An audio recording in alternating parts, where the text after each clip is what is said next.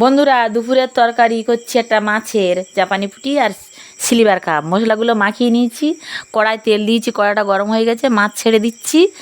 মাছটা সবগুলো একসঙ্গে দিয়ে দেবো। একটু তেল কম হয়েছে, তাই একটু তেল দিয়ে দেবো। তেলটা দিয়ে এপিট ওপিট করে লাল করে ভেজে নেব। তাই সেই তেলে একটু বড়ি দিয়ে দিচ্ছি, বাড়ির বড়ি। বড়িটা ভেজে লাল করে মাছের সঙ্গে তুলে নিচ্ছি। আবার একটু তেল দিচ্ছি, পেঁয়াজ দিচ্ছি, কালো জিরে দিয়ে, তেজপাতা দিয়ে, আলু দিয়ে, লবণ দিয়ে ভালো করে কষে নিচ্ছি। কষে নেওয়ার পরে আদা রসুন দিচ্ছি, হলুদ দিচ্ছি, দিয়ে লঙ্কার গুঁড়ি দিয়ে একটু ভেজে নেব।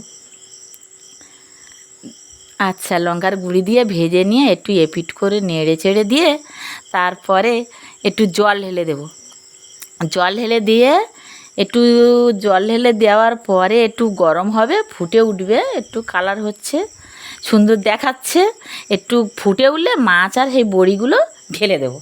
ঢেলে দিয়ে নাড়াচাড়া করি, কালারটা এসেছে সুন্দরভাবে। একটু আলুটা সিদ্ধ হয়ে গেলে কিছুক্ষণ ঢাকনা দিয়ে নামিয়ে নিচ্ছি। দেখো কত সুন্দর দেখাচ্ছে কালার, রং। বাড়ির মাছ তো টেস্ট আলাদা।